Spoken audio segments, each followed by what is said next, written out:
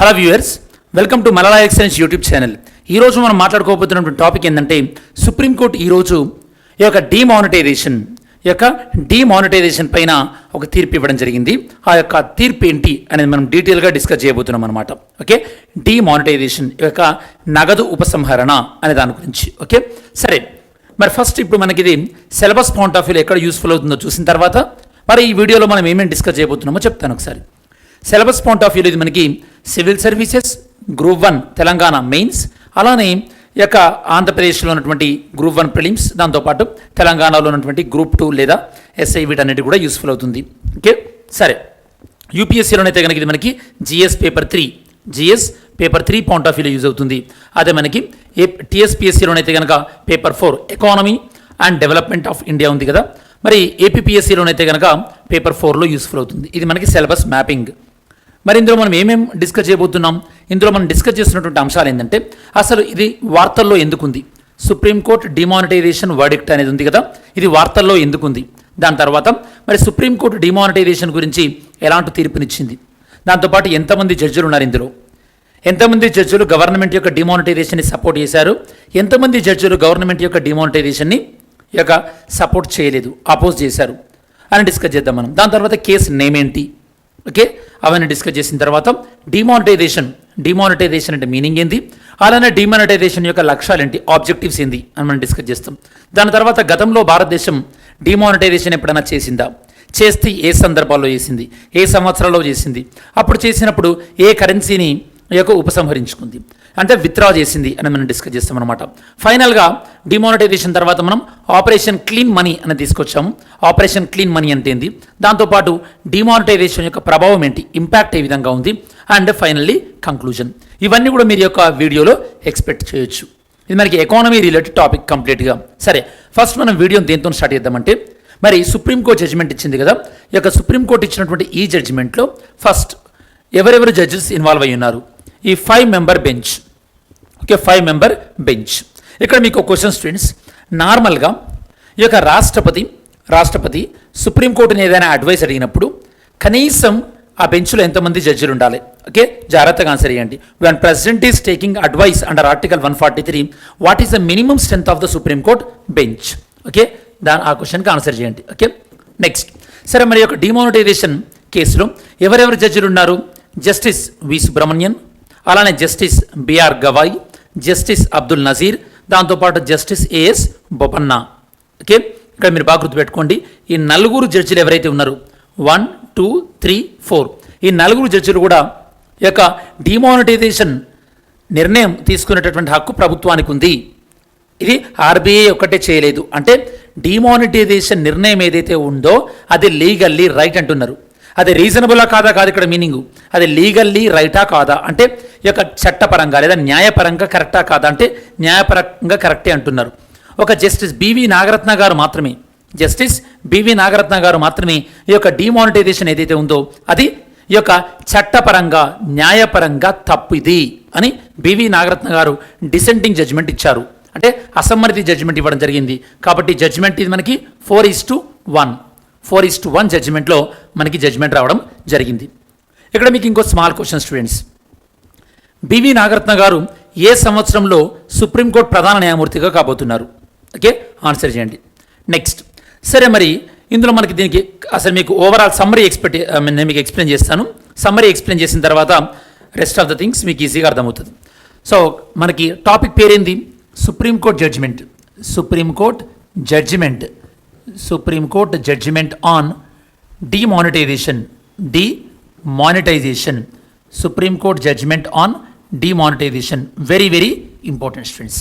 So బాగా గుర్తుపెట్టుకోండి, ఇక్కడ డిమానిటైజేషన్ నిర్ణయం గురించి ఎవరు? సుప్రీంకోర్టు జడ్జిమెంట్ ఇస్తుంది. ఇక్కడ ఎవరెవరు పార్టీస్ ఇన్వాల్వ్ అయి ఉన్నారు? యూనియన్ గవర్నమెంట్ అంటే గవర్నమెంట్ ఆఫ్ ఇండియా, దాంతోపాటు ఆర్బీఐ. సో ఇక్కడ సుప్రీంకోర్టు బాగా గుర్తుపెట్టుకోండి, సుప్రీంకోర్టు డిమానిటైజేషన్ మంచిదా కాదా, గుడ్ ఆర్ బ్యాడ్ అన్న విషయాన్ని సుప్రీంకోర్టుకు పని లేదు. అది ఈ యొక్క ఎకనామిక్ పాలసీలు ఎప్పుడైనా సరే ఎక్స్పర్టులు తీసుకుంటారు అనమాట. అంటే సుప్రీంకోర్టు దీన్ని డీల్ చేయలేదు. బాగా గుర్తుపెట్టుకోండి. అంటే సుప్రీంకోర్టు ఈ విషయాన్ని డీల్ చేయలేదు. మరి సుప్రీంకోర్టు ఏ విషయాన్ని డీల్ చేసింది? సుప్రీంకోర్టు ఏ విషయాన్ని డీల్ చేసిందంటే కనుక ఈ యొక్క డిమానిటైజేషన్ నిర్ణయం ఏదైతే ఉందో అది యూనియన్ గవర్నమెంట్ తీసుకున్నటువంటి పద్ధతి ఏదైతే ఉందో ఈ పద్ధతి కరెక్టేనా కాదా, ఈ పద్ధతిలో ఆర్బీఐని కన్సల్ట్ అయ్యిందా లేదా అన్న దానిపైన. అంటే ఇప్పుడు మన కోర్టులో వచ్చినటువంటి క్వశ్చన్ ఏంది? కోర్టులో వచ్చినటువంటి క్వశ్చన్ ఏంటంటే డిమానిటైజేషన్ ప్రొసీజర్ ఏదైతే ఉందో ఈ యొక్క ప్రొసీజర్ ఏదైతే ఉందో procedure was legally right are wrong, legally right are wrong. ఈ యొక్క డిమానిటైజేషన్ విధానం తీసుకున్నటువంటి విధానం ఏదైతే ఉందో అది లీగల్గా కరెక్టా కాదా అంటున్నారు. అది కరెక్ట్ ఫలితాలు ఇచ్చిందా లేదా కోర్టుకి సంబంధం లేదు. ఇప్పుడు కోర్టు ఏం చెప్పింది? ఈ యొక్క నిర్ణయం అంటే ఈ యొక్క విధానం ఏదైతే ఉందో ఇది లీగల్లీ రైటే అని చెప్పడం జరిగిందనమాట. ఓకే, సరే. కోర్టు మీద ఇంకేమేం క్వశ్చన్స్ వచ్చినాయో దాని కోర్టు ఇచ్చినటువంటి ఆన్సర్ ఏందో కూడా నేను ఒకసారి చెప్తాను. ఫస్ట్ ఆఫ్ ఆల్ కోర్టు ముందు వచ్చినటువంటి క్వశ్చన్ ఏంటంటే నెంబర్ 1 ప్రొసీజర్ చెప్పాను కదండి మీకు ఇందాకలో. ప్రొసీజర్ లీగల్లీనా కాదా అంటే కనుక ఎస్. ఈ యొక్క డిమానిటైజేషన్కు వీళ్ళు ఫాలో అయినటువంటి ప్రొసీజర్ లీగల్లీ కరెక్టే అని 4 జడ్జిలు చెప్పారనమాట. సెకండ్ ఈ యొక్క గవర్నమెంట్ డిమానిటైజేషన్ యొక్క పవర్స్ ఉన్నాయా లేదా గవర్నమెంట్కి, అంటే ఆర్బీఐని ఖచ్చితంగా సలహా తీసుకోవాలా లేదా అంటే కనుక పవర్స్ ఉన్నాయా అంటే కనుక ఎస్, గవర్నమెంట్కి పవర్స్ ఉన్నాయి. ఇది ఆర్బీఐ తనంతటి తాను స్వంతంగా తీసుకోలేదు, అదో క్లారిటీ ఇచ్చింది. నెక్స్ట్ ఇంకో క్వశ్చన్ ఏమొచ్చిందంటే కనుక కెన్ గవర్నమెంట్ విత్డ్రా అంటే తీసేయడం all the series of notes. అంటే ఈ యొక్క నోట్లకు సంబంధించి సిరీస్ ఉంటుంది, మీకు ఐడియా ఉందనుకుంటా. మీ దగ్గర 100 రూపాయల నోటు ఉన్నా 500 రూపాయల నోటు ఉన్నా ఒక సిరీస్ ఉంటుంది. కోర్టు ముందుకు వచ్చినటువంటి క్వశ్చన్ ఏంటంటే గవర్నమెంట్ ఒక సిరీస్ని మాత్రమే బ్యాన్ చేయొచ్చా లేకపోతే ఆ కరెన్సీ వాల్యూ మొత్తాన్ని బ్యాన్ చేయొచ్చా? అంటే 500 నోట్స్ ఉందనుకోండి, అందులో ఉన్న ఒక సిరీస్ని మాత్రమే బ్యాన్ చేసే అధికారం ఉంటుందా ప్రభుత్వానికి, లేదా 500 రూపీస్ నోట్స్ మొత్తాన్ని బ్యాన్ చేసే అధికారం ఉంటుందా అని క్వశ్చన్ వచ్చినప్పుడు యొక్క సుప్రీంకోర్టు ఏం చెప్పిందంటే ఎస్, ప్రభుత్వము ఆ సిరీస్కి సంబంధించిందే కాకుండా అసలు ఆ వాల్యూకి సంబంధించినటువంటి కరెన్సీ మొత్తాన్ని కూడా బ్యాన్ చేసే ఈ యొక్క రైట్ గవర్నమెంట్కి ఉంటుంది. ఈ విషయం కూడా ఒక క్లారిటీ ఇచ్చింది. నెక్స్ట్ ఇంకో క్వశ్చన్ ఏంటంటే ఇక్కడ మనకి రీజనబుల్ టైం ఇచ్చారా లేదా పీపుల్కి, రీజనబుల్ టైం ఫర్ ఎక్స్చేంజ్. మరి ఎవరి దగ్గరనైతే కనుక పాత కరెన్సీ ఉందో, పాత నోట్లు ఉన్నాయో వాళ్ళకి కరెక్ట్ టైం ఇచ్చారా లేదా, వాళ్ళు బ్యాంకులో డిపాజిట్ చేసుకొని మళ్ళీ వాళ్ళ కొత్త కరెన్సీ పొందడానికి రీజనబుల్ టైం ఇచ్చారా అంటే కనుక ఎస్ అని సుప్రీంకోర్టు చెప్పింది. ఇది కూడా క్లారిటీ ఉంది. దాని తర్వాత ఇంకా సుప్రీంకోర్టు ముందు ఉన్నటువంటి క్వశ్చన్ ఏంది? దీనికి doctrine of proportionality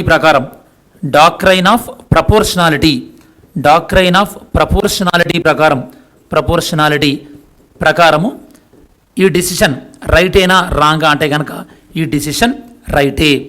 doctrine of proportionality ప్రకారం ఈ డిసిషన్ రైటే. అంటే ఇక్కడ మీకు డాక్ట్రైన్ ఆఫ్ ప్రపోర్షనాలిటీ అంటే మీనింగ్ అర్థం కావాలి. డాక్ట్రైన్ ఆఫ్ ప్రపోర్షనాలిటీ అంటే మీనింగ్ ఏంటంటే ఫర్ ఎగ్జాంపుల్ ఇప్పుడు డిమానిటైజేషన్ ద్వారా మనం ఏం సాధిద్దామనుకున్నాం? బ్లాక్ మనీని తగ్గిద్దామనుకున్నాం, ఫేక్ కరెన్సీని తగ్గిద్దామనుకున్నాం, జీడీపీ టు క్యాష్ రేషియో ఏదైతే ఉందో దాన్ని తగ్గిద్దామనుకున్నాం, దాంతోపాటు కరప్షన్ తగ్గిద్దామనుకున్నాం. అలానే ఈ యొక్క డిజిటల్ ట్రాన్సాక్షన్ని పెంచుదామనుకున్నాం. మరి అవన్నీ చేయడానికి డిమానిటైజేషన్ చేయడం అంటే డిమానిటైజేషన్ లాంటి ఒక పెద్ద చర్య అవసరమా లేదా అంటే కనుక అవసరమే. అంటే మనం ఏ ఫలితం అయితే రాబట్టాలనుకున్నామో మనం చేసినటువంటి చర్య మనం రావాలనుకున్నటువంటి ఫలితానికి కరెక్ట్ మ్యాచ్ అవుతుంది. దాన్నే మనం డాక్ట్రైన్ ఆఫ్ ప్రపోర్షనాలిటీ అంటాం. ఇది మనకు ఒక కాన్సెప్ట్. మీరు లా చదివితే కనుక మనకి అడ్మినిస్ట్రేటివ్ లా అని ఉంటుంది, ఒకటి అడ్మినిస్ట్రేటివ్ లా అని ఉంటుంది. ఈ యొక్క అడ్మినిస్ట్రేటివ్ లాలో ఈ యొక్క డాక్ట్రైన్ ఆఫ్ ప్రపోర్షనాలిటీ ఉంటుందన్నమాట. అంటే సింపుల్గా చెప్పాలంటే ఒక పిచ్చుకను చంపాలంటే కనుక మనం బాణం వేస్తే సరిపోతుంది, అంతే తప్పించి బ్రహ్మాస్త్రం ప్రయోగించాల్సిన పని లేదు కదా.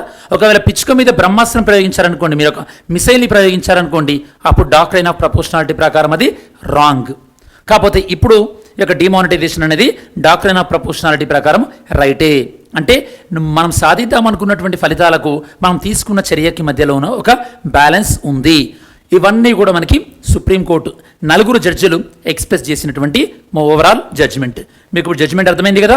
డిమానిటైజేషన్ ప్రొసీజర్ లీగల్గా రైటా రాంగా? రైట్స్. అలానే గవర్నమెంట్కి డిమానిటైజేషన్ చేసే పవర్స్ ఉన్నాయా? ఉన్నాయి. అలానే గవర్నమెంట్ ఒక వాల్యూ ఉన్నటువంటి కరెన్సీ మొత్తాన్ని తీసేయచ్చా, ఒక సిరీస్ని తీసేయచ్చా? వాల్యూ మొత్తాన్ని కూడా తీసేయచ్చు. క్లారిటీ ఇచ్చారు. అలానే దీనికి రీజనబుల్ టైం లిమిట్ ఇచ్చారా? ఇచ్చారు గవర్నమెంట్ ప్రకారం అండ్ సుప్రీంకోర్టు ప్రకారం. డాక్ట్రైన్ ఆఫ్ ప్రపోర్షనాలిటీ ప్రకారం ఇది రైటేనా? రైట్. ఓకే. దాంతోపాటు దీనికి పార్లమెంట్ అప్రూవల్ ఏమన్నా అవసరమా?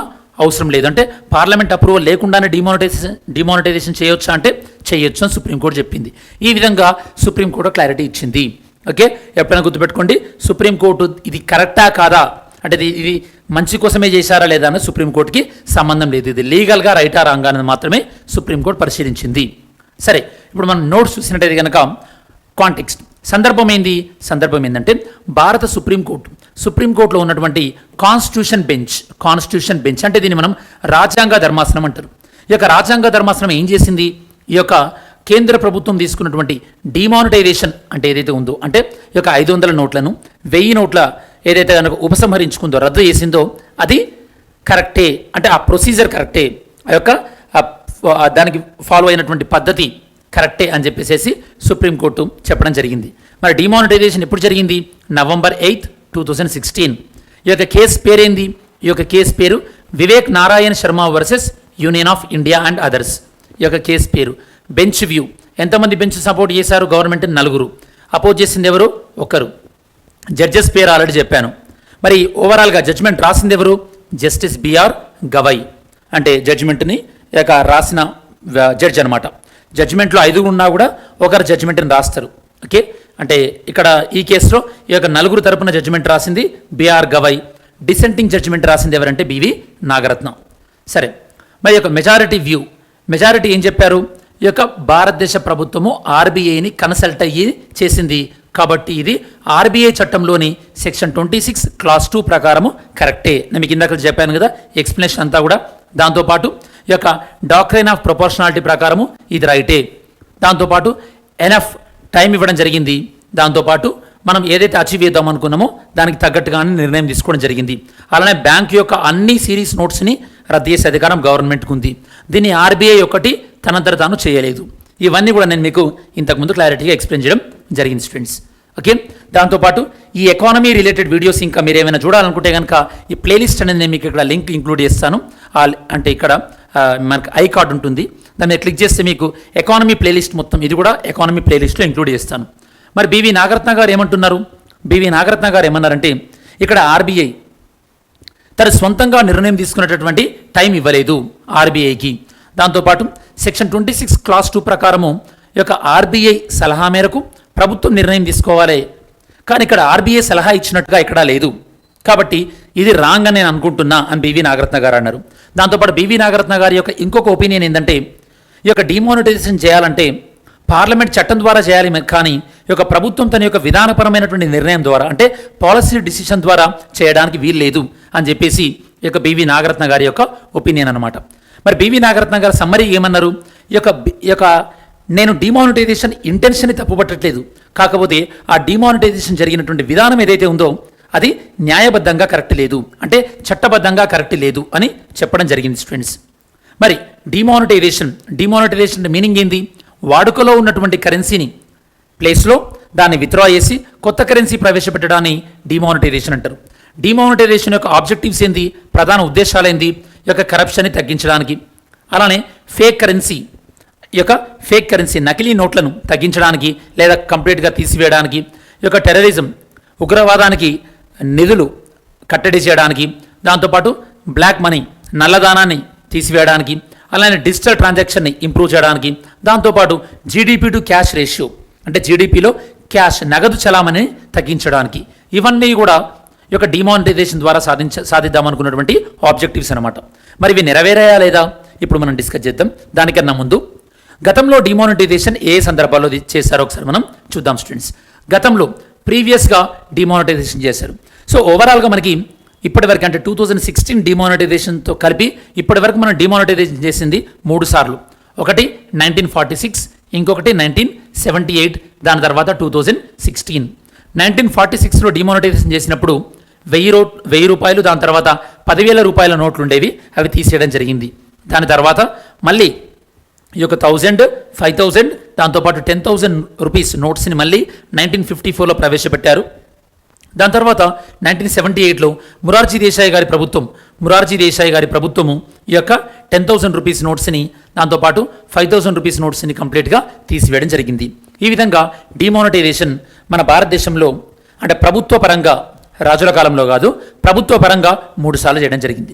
మరొకవేళ రాజుల కాలంలోనైతే కనుక మనకు ఒక రాజు తెలుసు ఫ్రెండ్స్. ఆ రాజు చాలా పాపులర్గా ఈ యొక్క సిల్వర్ కరెన్సీ ప్లేస్లో కాపర్ కరెన్సీని ఇంట్రడ్యూస్ చేశాడు. ఆ రాజు పేరు ఏం పేరు? ఓకే, ఒక రూలర్ మనకి సిల్వర్ కరెన్సీ ప్లేస్లో కాపర్ కరెన్సీని ఇంట్రడ్యూస్ చేశారు. ఆ రాజు పేరు ఏం పేరు? అలానే మీకు ఇంకా తెలిస్తే కనుక అసలు ఆ సిల్వర్ కరెన్సీని ప్రవేశపెట్టిన రాజు ఎవరు? ఓకే, దీనికి ఆన్సర్ చేయండి స్టూడెంట్స్. సరే, మరి ఆపరేషన్ క్లీన్ మనీ అంటే ఏంది? సరే, బ్లాక్ ఈ యొక్క డిమానిటైజేషన్ చేసినాం కదా. డిమానిటైజేషన్ చేసినప్పుడు అందరూ తమ దగ్గర ఉన్నటువంటి డబ్బులు తీసుకొచ్చి బ్యాంక్ అకౌంట్లో వేశారు కదా. మరి దాన్ని గవర్నమెంట్ టాలీ చేద్దాం అనుకుందనమాట. ఫర్ ఎగ్జాంపుల్, ఒక పర్సన్ ఎక్స్ అనే పర్సన్ ఉన్నారనుకోండి. ఆయన డిమానిటైజేషన్ అప్పుడు తన దగ్గర ఉన్నటువంటి 20 లక్షలు తీసుకొచ్చి బ్యాంక్లో పాత కరెన్సీ డిపాజిట్ చేశాడు. అప్పుడు ఇన్కమ్ ట్యాక్స్ వాళ్ళు టాలీ చేస్తారు. అతను గతంలో అంటే ఏదైతే కనుక ట్యాక్స్ రిటర్న్స్ ఫైల్ చేశాడో దానికి, దాంతోపాటు ఇతను డిపాజిట్ చేసినటువంటి డబ్బు కరెక్ట్ మ్యాచ్ అయిందా లేదా అని చెప్పేసి దాన్నే మనం ఆపరేషన్ క్లీన్ మనీ అంటారు అనమాట. ఆపరేషన్ క్లీన్ మనీ లాంచ్ చేసింది ఎవరు? ఇన్కమ్ ట్యాక్స్ డిపార్ట్మెంట్ వాళ్ళు. ఓకే, ఎప్పటి నుంచి ఎప్పటి వరకు డిపాజిట్లని 9th నవంబర్ అంటే డిమానిటైజేషన్ చేసిన తర్వాత నుంచి 9th నవంబర్ నుంచి 30th డిసెంబర్ మధ్యలో ఏవేవైతే కనుక డిపాజిట్లు జరిగినాయో అవన్నీ కరెక్టే ఉన్నాయా లేదా అని వీళ్ళు ఆపరేషన్ లాంచ్ చేయడం జరిగింది. ఎప్పుడు లాంచ్ చేశారు ఇది? 31st జనవరి 2017. దాని తర్వాత సెకండ్ ఫేజ్ని మే 2017లో కూడా లాంచ్ చేయడం జరిగింది. సింపుల్గా ఏంటంటే కనుక ఈ యొక్క డిమానిటైజేషన్ జరిగిన సమయంలో ఏవైతే కనుక క్యాష్ ట్రాన్సాక్షన్ జరిగాయో వాటిని టాలీ చేసుకోవడానికి కోసం అని చెప్పేసి ఆపరేషన్ క్లీన్ మనీ అనేటువంటి ప్రాజెక్ట్ని టేకప్ చేయడం జరిగింది స్టూడెంట్స్. దాని తర్వాత మరి డిమానిటైజేషన్ వల్ల కలిగినటువంటి ప్రభావాలు. So currency with the public అంటే ప్రజల దగ్గర నగదు తగ్గిందా పెరిగిందా అంటే కనుక సింపుల్ ఒకటే ఫ్యాక్ట్ చెప్తున్నాను, పెరిగింది. కరెన్సీ డిమానిటైజేషన్ చేసిన దానికన్నా ముందుతో కంపేర్ చేస్తే అప్పుడు ఎంత కరెన్సీ ఉందో దాంతో కంపేర్ చేస్తే సుమారు 46% అనేది పెరిగింది. Very very important. Me group 1 point of వ్యూలో స్టేట్ అవే పాయింట్స్ రాస్తే సరిపోతుంది. నెక్స్ట్, డిజిటల్ ట్రాన్సాక్షన్ డిమానిటైజేషన్ చేసే ఉద్దేశమే డిజిటలైజేషన్ పెంచడానికి. పెరిగిందా అంటే కనుక డిజిటలైజేషన్ పెరిగింది. కాకపోతే డిజిటలైజేషన్ ఇండియాలో ఒక్కదాంతోనే పెరగలేదు, ప్రపంచంలో అన్ని దేశాలలో కూడా డిజిటలైజేషన్ పెరిగింది. కాబట్టి ఇది డిమానిటైజేషన్ వల్లనే వచ్చిందా లేదా అంటే మనం క్లారిటీగా చెప్పలేము. నెక్స్ట్, ట్యాక్స్ రెవెన్యూ డిమానిటైజేషన్ చేసిన తర్వాత అదే సమయంలో ఇంకొన్ని సంస్కరణలు కూడా మనం తీసుకొచ్చాం. ఏవవి? For example GST, goods and service tax కానీ, లేదా insolvency and bankruptcy board IBC, ఇలాంటివి తీసుకురావడం వల్ల మన భారతదేశ ప్రభుత్వానికి ట్యాక్స్ రూపంలో ఎక్కువగా డబ్బులు వచ్చినాయి అని ఇదొక ఇంపాక్ట్. అంటే ఇక డిమానిటైజేషన్ ద్వారా దాంతోపాటు మిగతా సంస్కరణల ద్వారా ప్రభుత్వానికి యొక్క పన్ను రూపంలో రెవెన్యూ అయితే ఇన్కమ్ అయితే పెరిగిందని చెప్పొచ్చు. Next, counterfeit currency, fake currency. Demonetisation కన్నా ముందు సుమారుగా 4 లక్షల ఫేక్ కరెన్సీ నోట్స్ని పట్టుకోవడం జరిగింది. 500 రూపాయలు, దాంతోపాటు 1000 రూపీస్. ఈ నెంబర్ అనేది 45,000కి రెడ్యూస్ అయింది. 4 లక్షల నుంచి 45,000కి రెడ్యూస్ అయింది. ఎప్పుడు? 2018-19. కాకపోతే 45,000 ఫేక్ కరెన్సీ నోట్స్ అన్నా కూడా చాలా ఎక్కువ అన్నట్టే. ఇవి కొత్త కరెన్సీ, కొత్త 500 రూపాయల నోట్లు, కొత్త 2000 రూపీస్ నోట్స్. ఇప్పుడు మనకి 45,000 ఫేక్ కరెన్సీ దొరికిందనమాట. అంటే ఈ యొక్క ఫేక్ కరెన్సీని ఇంకా కూడా కట్టడి చేయాల్సినటువంటి అవసరం ఉంది. పోనీ టెర్రరిజం, ఈ యొక్క మనం ఎప్పుడైతే డిమానిటైజేషన్ చేశామో దానివల్ల తీవ్రవాదానికి ఫండింగ్ తగ్గి మన భారతదేశంలో తీవ్రవాద కార్యకలాపాలు తగ్గుతాయి అనుకున్నారు. కాకపోతే అలా జరగలేదు స్టూడెంట్స్. ఈ యొక్క 2015తో కంపేర్ చేసినప్పుడు 16, 17, 18లో ఈ యొక్క తీవ్రవాద కార్యకలాపాలు పెరిగినాయి, లేదా తీవ్రవాదులకు వెళ్తున్నటువంటి నిధులు పెరిగినాయి. ఇది మనకి ఏషియా వింగ్ ఉంటుంది కదా, ఏషియా వింగ్ ఏదైతే ఉందో మనకి ఈ యొక్క ఫినాన్షియల్ యాక్షన్ టాస్క్ ఫోర్స్ వాళ్ళు ఉంటారు కదా, వాళ్ళది ఏషియా వింగ్ ఏదైతే ఉందో వాళ్ళ యొక్క రిపోర్ట్ ప్రకారం అనమాట. ఈ విధంగా డిమానిటైజేషన్ తను ఏదైతే కనుక ఫలితాలు చేద్దామనుకుందో ఆ ఫలితాలు కంప్లీట్గా వచ్చాయని మాత్రం మనం చెప్పలేమన్నమాట. మరి ఫైనల్గా వే ఫార్వర్డ్ ఏంటంటే డిమానిటైజేషన్ అనేది చాలా కాస్ట్లీ ఎక్సర్సైజ్, కాకపోతే చాలా ధైర్యంతో తీసుకున్న డిసిషన్ అని కూడా మనం చెప్పొచ్చు. దీనివల్ల మన భారతదేశంలో తీసుకున్నటువంటి పాలసీస్ ఏవైతే ఉన్నాయో, అంటే ఈ యొక్క విధానాలు ఏవైతే ఉన్నాయో అవి అంతర్జాతీయ సమాజాన్ని కంప్లీట్గా ఆకర్షించినని మాత్రం చెప్పొచ్చు. కాకపోతే దీనివల్ల చాలా నెగిటివ్ ఇంపాక్ట్ కూడా జరిగినాయి. అందుకోసమే దీన్ని మనం కాస్ట్లీ ఎక్సర్సైజ్ అని అంటున్నాం స్టూడెంట్స్. మరి నిన్నటి వీడియోలో మిమ్మల్ని అడిగినటువంటి క్వశ్చన్ ఏంది? In the context of vaccine manufacture to prevent COVID-19 pandemic consider the following statements. ఇందులో ఏ స్టేట్మెంట్ రైట్ అని అడిగితే కనుక మనకి సిరం వాళ్ళు ప్రొడక్షన్ చేసింది కోవిషీల్డ్ అంటున్నారు. కాదు స్టూడెంట్స్, మనకి స్టేట్మెంట్ 2, స్టేట్మెంట్ 3 ఇవి రైట్. మనకి స్పుత్నిక్ 5 అనేది manufactured using vector based platform. Vector based platform మనం స్పుత్నిక్ 5 చేసుకున్నాం. దాంతోపాటు కోవాక్సిన్ అనేది ఇనాక్టివేటెడ్ ప్యాథోజన్ వ్యాక్సిన్. ఈ యొక్క ప్యాథోజన్ ఇనాక్టివేట్ చేయడం వల్ల కోవాక్సిన్ అనే దాన్ని మనం తయారు చేస్తాం. ఇది మనకి క్వశ్చన్ ఫర్ ద ప్రాక్టీస్. మరి ఈరోజు క్వశ్చన్ ఏందో చూద్దాం ఒకసారి. మనం ఈరోజు క్వశ్చన్ ఏందో చూద్దాం ఒకసారి. ఈరోజు question students, the first instance of demonetisation in India was on. మన భారతదేశంలో డిమానిటైజేషన్ ఫస్ట్ టైం ఎప్పుడు చేయడం జరిగింది? దీనికి ఆన్సర్ చెప్పండి. అలానే mains question, demonetisation is a powerful but temporary drug to tackle black money. Comment. ఈ యొక్క నల్లధనాన్ని అరికట్టడంలో డిమానిటైజేషన్ ఓన్లీ తాత్కాలికంగా మాత్రమే ఉపయోగపడే విధంగా ఉంది. ఇది పర్మనెంట్ రిజల్ట్ ఇవ్వలేకపోతుంది అని అంటున్నారు. దీనికి సంబంధించి ఆన్సర్ చెప్పండి స్టూడెంట్స్. మరి ఓవరాల్గా ఈ యొక్క డిమానిటైజేషన్ సుప్రీంకోర్టు జడ్జ్మెంట్ ఈ యొక్క డిమానిటైజేషన్ కరెక్ట్ చేసిందా లేదా, ప్రాసెస్ కరెక్ట్ ఉందా లేదా అని మనం డిస్కస్ చేయడం జరిగింది. దాంతోపాటు సుప్రీంకోర్టు ఇచ్చినటువంటి క్లారిటీ కూడా మనం డిస్కస్ చేయడం జరిగింది. ఇది స్టూడెంట్స్ ఓవరాల్గా మనకి డిమానిటైజేషన్ పైన సుప్రీంకోర్టు ఇచ్చినటువంటి జడ్జిమెంట్ యొక్క సమగ్రమైన విశ్లేషణ.